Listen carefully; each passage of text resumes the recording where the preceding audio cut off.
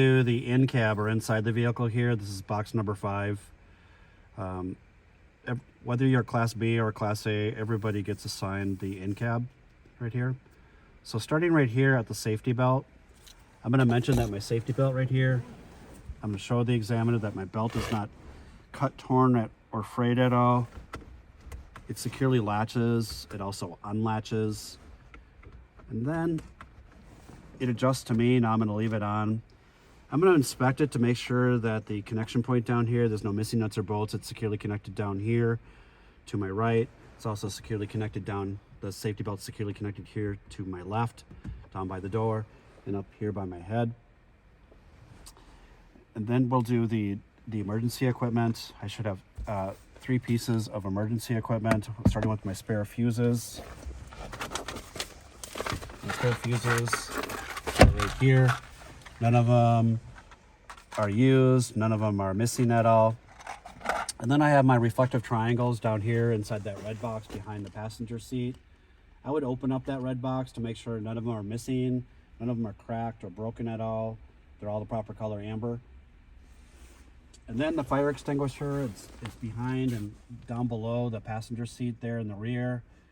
It's secured to the floor. There's no missing nuts or bolts at all. It's also not cracked or leaking at all. I would inspect it to make sure the safety pin's in place and it's also fully charged and proper for my load. So now I'm going to do a safe start. So when I do a safe start here, I'm going to first point and say that my parking brake's engaged right here.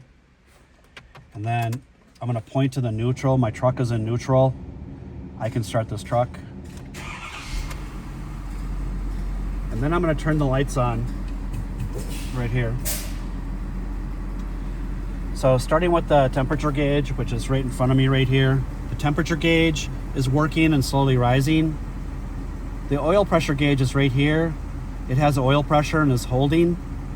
And my voltmeter gauge is right here. It's at 14 and charging. And my air gauge is right here and right here. They're both at 120 PSI and holding. So now I'll do the light indicators, which is this right here. So this right here is my left indicator. I can see it, it's working. And that right there is my right indicator. I can see it, it's working. These are my hazards. I can see them, they're working. This is my high beam indicator. I can see it, it's working. My low beams are on now and all of my dash lights are working up here and down there. So now I get to toot my horns. We have one of them here on this truck. Horns work. Then the heater and defrost. So I'm going to come over here and make sure that this is pressed.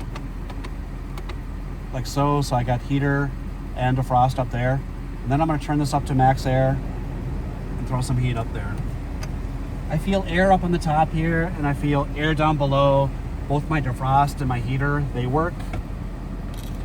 And then the windshield and mirrors. My windshield here is clean and clear, not cracked. It's not leaking anywhere at all. There's no illegal stickers. There's nothing blocking my view or on my dash. My mirrors right here and right here, they're also clean and clear. Nothing's obstructing my view and they're both adjusted to me. Wipers and washers. I'm gonna turn the wipers on right here. The blades themselves are not torn, cracked, loose, or missing at all, and securely mounted and fully functioning.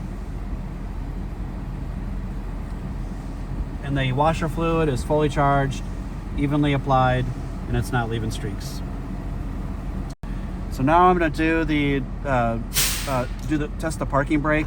So I'm going to test this parking brake here to make sure that parking brake holds. To do that, I'm going to put my truck into drive here, and I'm going to just tap the gas pedal a little bit. My parking brake holds. So now I'm going to do the service brake or the brake pedal down here. To do that, I got my foot on the brake. I'm going to press the parking brake to release it. And I'm going to pull forward just a little bit and apply the service brake. I don't want to grab onto the steering wheel, but my hands will be there just in case I need to catch it. So I'll pull forward here a little bit and apply the service brake. Service brake works, doesn't pull on either side. So now I'm doing the air brake check. My foot's on the brake. I'm not going to move it at all. I'm not going to press into it at all or stab the brake. I'm just going to leave it exactly where it is. I'm gonna put my truck into neutral right here, and I'm gonna explain that my air brake check has 3 parts to it. You can sit back there if you want. My air brake check has 3 parts to it. Has the air loss test, low air alarm test, and the emergency brake test. I'm starting out with the air loss test. To do that now, I'm going to turn the truck off and then back to the on position right here. Once all my gauges settle right here and all the brakes released, I'll say that my gauges are right down here at 120 psi. I shouldn't lose 4 psi in 1 minute. Now I'm going to hold the brake pedal here for the longest minute of my life. And as I'm doing that, I'm going to either have a watch on or my phone's going to be right here. And I'm going to read my list as I'm going along to make sure I didn't miss anything on the outside at all or anything here on the in cab at all. If I miss something, I would just circle it and catch it after I'm done with my air brake check, which is this right here. On the air brake check, just remember it's ALE, air loss test, low air alarm test, and emergency brake test. So I'll say after a minute's been up, it's been a minute now. I did not lose 4 psi in that minute. Now I'm going to do the low air alarm test. I should both hear and see the low air alarm up here between 80 and 60 psi down there. Once more, I should both hear and see the low air alarm up here when those needles get somewhere between 80 and 90 and 60 psi down there. Between 80 and 60 psi down there. Now I'll fan the brakes.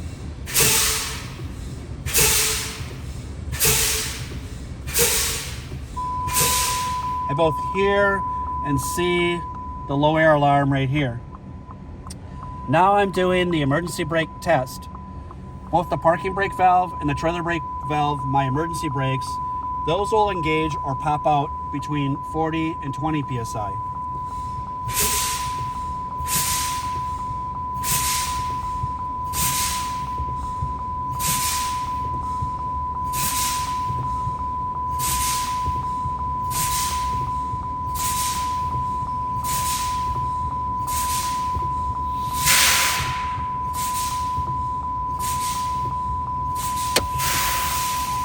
Both my gauges or both my valves here on my emergency brakes, they deployed right around 25 psi. I'm going to go ahead and start this truck and test them.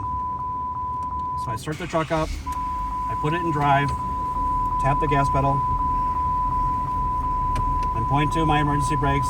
My emergency brakes hold. The last thing I'm going to do is I'm going to resupply my air back up to a safe level. Both these needles right here will be somewhere between 90 and 120 psi, the safe level. So I'll give it a little bit of gas here to about 1200 RPMs or 1500 RPMs up here. And I'll watch those needles climb. Now I'm going to review my list to make sure I didn't miss anything.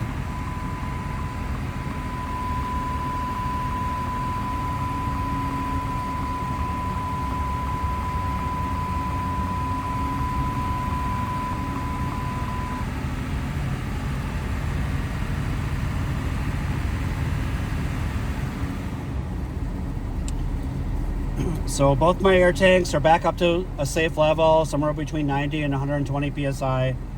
I reviewed my pre-trip here and also the in-cab here. I did not miss anything. My pre-trip's complete. However, if I did miss something, this is the time, if I circled anything right here, I would say to the examiner that I missed a couple of things. Let's go out and talk about them, and then I would say my pre-trip's complete. So after you're done with the pre-trip, and before the road test or test number 2, before you leave the curb, you need to test the trailer connection. So that's part of the road trip, not part of the pre-trip. So you need to test that trailer connection. To do that, you're gonna say, I'm gonna test the trailer connection. You're gonna release this parking brake right here. You're gonna put the truck into drive right here. Just gently tap the gas pedal right here. My trailer is securely connected.